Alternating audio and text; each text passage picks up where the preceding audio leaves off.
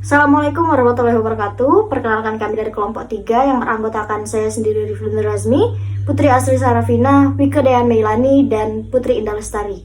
Baiklah yang kami hormati dosen pengampu mata kuliah Ekonomi Pembangunan, Bapak Deskoni Sarjana Pendidikan Magister Pendidikan, dan Bapak Muhammad Akbar Budiman Sarjana Pendidikan Magister Sains.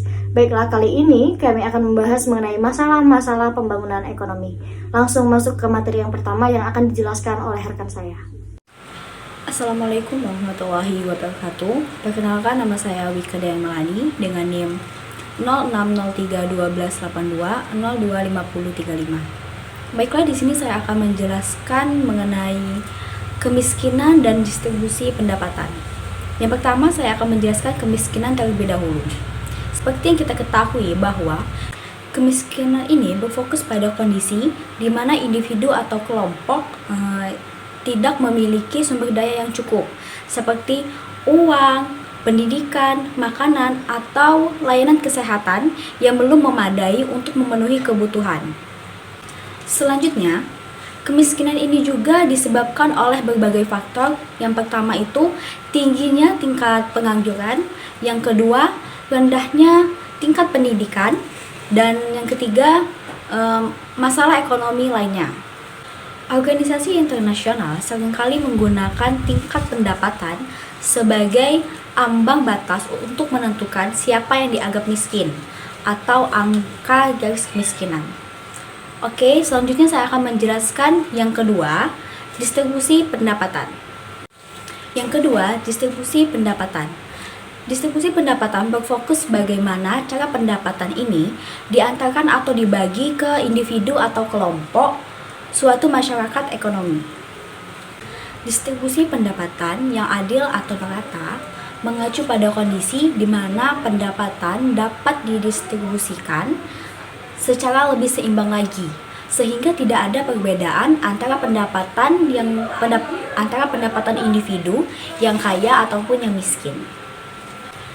Kemiskinan dan ketidaksetaraan pendapatan seringkali menjadi perbincangan atau titik fokus perhatian dalam kebijakan pemerintah dan debat masyarakat, karena dampaknya pada kesejahteraan dan stabilitas sosial. Upaya untuk menanggulangi kemiskinan dan meningkatkan distribusi pendapatan dapat melibatkan berbagai strategi, seperti bantuan sosial, pendidikan yang lebih baik, kebijakan ketenagakerjaan, dan reformasi perpajakan. Baiklah, selanjutnya saya akan menjelaskan pertumbuhan penduduk dan permasalahannya. Di sini saya akan menjelaskan terlebih dahulu definisi pertumbuhan penduduk. Pertumbuhan penduduk biasa disebut dengan dinamika penduduk.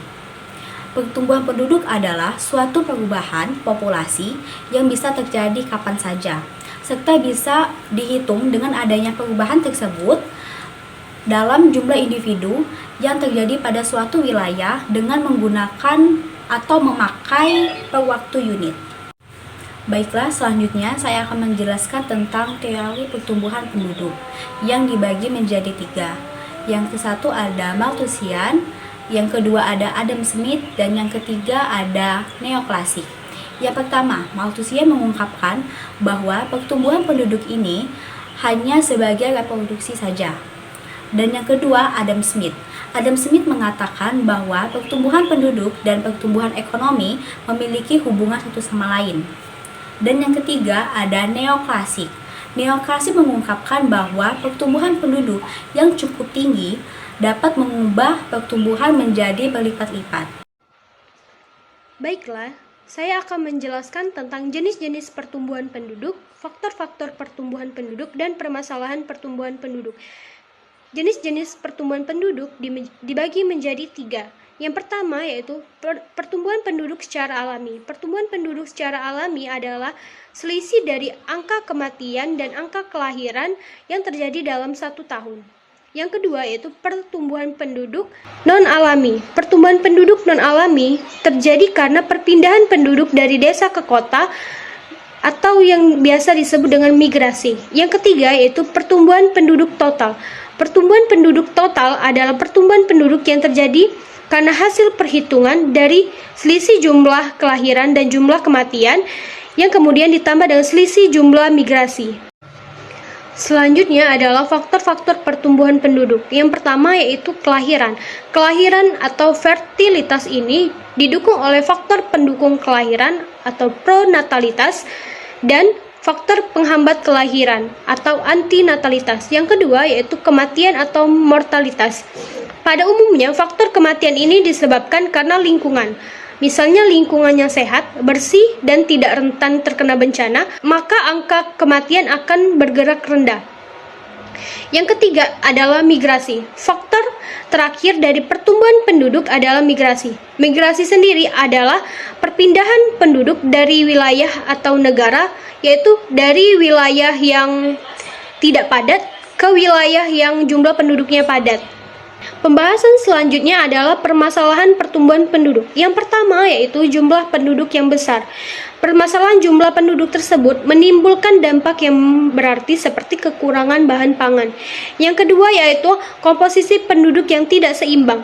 Komposisi penduduk yang tidak seimbang, terutama fenomena ini terjadi di kota dan desa. Yang ketiga yaitu rendahnya sumber daya manusia.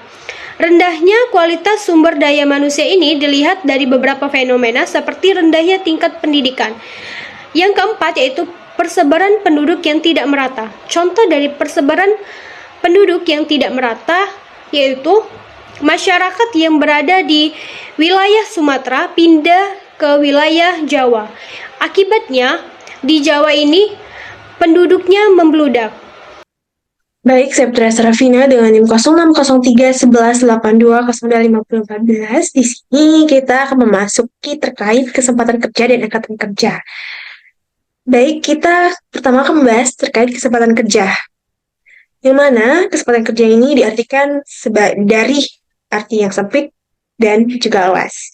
Dari arti yang sempit, kita dapat mengetahui bahwa kesempatan kerja itu merupakan banyak atau sedikitnya tenaga kerja yang mempunyai kesempatan untuk bekerja. Sementara dalam arti luas, kesempatan kerja yaitu banyak sedikitnya faktor-faktor produksi yang mungkin dapat ikut dalam proses produksi. Jadi yang membedakannya adalah kalau dalam sempit itu hanya melihat tenaga kerja, namun tenaga kerja ini artinya adalah SDM, yaitu kita sebagai manusia. Sementara kalau luas itu faktor-faktor produksi, yang mana faktor-faktor produksi ini tidak hanya terkait dengan manusia saja, tapi dari faktor-faktor produksi yang lain seperti tingkat pendidikan, usia tenaga kerja, atau permintaan masyarakat, kebijakan pajak, ekspor dan impor, serta faktor produksi lainnya. Kemudian di sini kita bisa lihat juga ada jenis-jenis kesempatan kerja. Ada dua, yaitu permanen dan juga temporer. Yang permanen yaitu kondisi di mana seorang bekerja secara terus-menerus sampai pensiun dan tidak lagi mampu untuk bekerja. Sementara temporer adalah kemungkinan seorang bekerja dengan waktu yang singkat, lalu menganggur dan mencari pekerjaan yang baru lagi seperti freelance. Nah, kalau permanen itu bisa diibaratkan seperti pegawai negeri PNS lah. Jadi mereka itu sudah dikontrak dan juga memang sudah sampai pensiun, mereka akan bekerja di suatu instansi dan bidang tertentu. Sementara untuk temporer itu bisa kita contohkan seperti freelance, sehingga waktunya itu tidak menentu. Jadi waktunya itu tidak sampai pensiun atau sampai selama dia hidup. Baiklah, teman-teman sekalian, di sini saya akan menjelaskan mengenai faktor yang mempengaruhi kesempatan kerja. Yang pertama ada usia tenaga kerja, yang kedua ada tingkat pendidikan, pengetahuan, keterampilan, dan keahlian seseorang. Yang ketiga ada lapangan kerja yang tersedia atau permintaan dan kebutuhan terhadap tenaga kerja itu sendiri. Yang keempat ada jumlah angkatan kerja yang tersedia. Selanjutnya ada besarnya permintaan total masyarakat atau permintaan efektif, dan juga besarnya investasi yang dilakukan perseorangan dan badan usaha swasta menjadi salah satu faktor yang menentukan dari kesempatan kerja itu sendiri. Selanjutnya ada kemampuan pemerintah dalam melaksanakan pembangunan, dan ekspor dan impor pun mempengaruhi dari kesempatan kerja. Selanjutnya ada kebijakan pajak yang dijalankan oleh pemerintah, dan adanya kerjasama dengan negara lain yang mampu menciptakan kesempatan kerja di luar negeri menjadi salah satu faktor dari yang mempengaruhi kesempatan kerja itu sendiri. Baiklah, selanjutnya saya akan menjelaskan mengenai apa sih angkatan kerja itu. Nah, menurut Otoritas Jasa Keuangan atau yang sering kita dengar yaitu OJK, mengatakan bahwa angkatan kerja adalah semua orang yang sudah mencapai usia tertentu dan memiliki kemampuan untuk bekerja, termasuk orang yang sudah aktif bekerja maupun yang saat ini masih sedang dalam pencarian pekerjaan itu sendiri.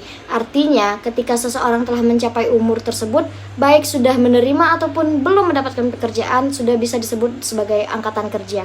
Secara umum, angkatan kerja merupakan sebutan bagi penduduk yang sedang berada pada usia yang produktif maupun usia kerja. Hal ini mencakup semua status, baik itu untuk mereka yang sudah aktif atau mendapatkan pekerjaan, maupun mereka yang belum ataupun masih sedang mencari pekerjaan tersebut. Baiklah, saya akan menjelaskan mengenai jenis-jenis angkatan kerja.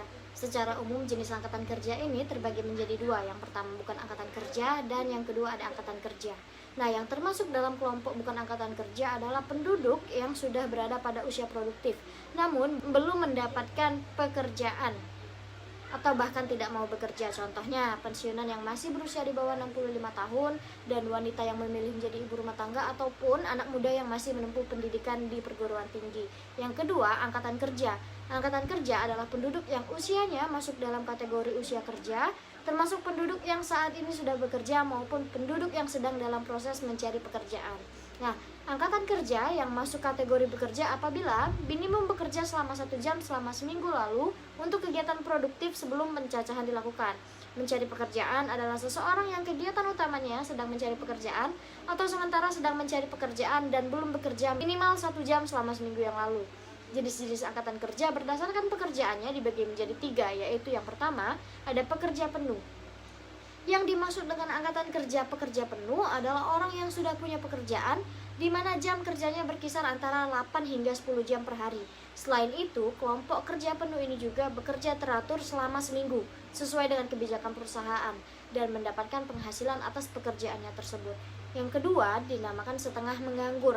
Nah, yang dimaksud dengan angkatan kerja setengah menganggur adalah orang yang memiliki pekerjaannya namun pekerjaannya tidak bisa dilihat dari tingkat produktivitas waktu kerja maupun penghasilannya, berbeda dengan yang kerja penuh tadi. Nah, pada umumnya kelompok ini merupakan orang-orang yang tidak memiliki pekerjaan tetap sebagaimana bekerja pada perusahaan. Yang ketiga dinamakan pengangguran. Nah, yang dimaksud dengan angkatan kerja pengangguran adalah orang yang sedang berada pada rentang usia produktif namun tidak memiliki pekerjaan atau sedang dalam upaya mencari pekerjaan. Baiklah, demikian presentasi dari kami. Kepada dosen pengampu kami ucapkan terima kasih sebesar-besarnya, dan apabila ada kesalahan kami mohon maaf, kepada Allah kami mohon ampun. Saya tutup dengan sebuah pantun. Tetangga baru namanya Maman, punya anak namanya Dadan. Mohon maaf jika ada kekurangan, jika ada lebihnya tak usah dikembalikan. Wassalamualaikum warahmatullahi wabarakatuh.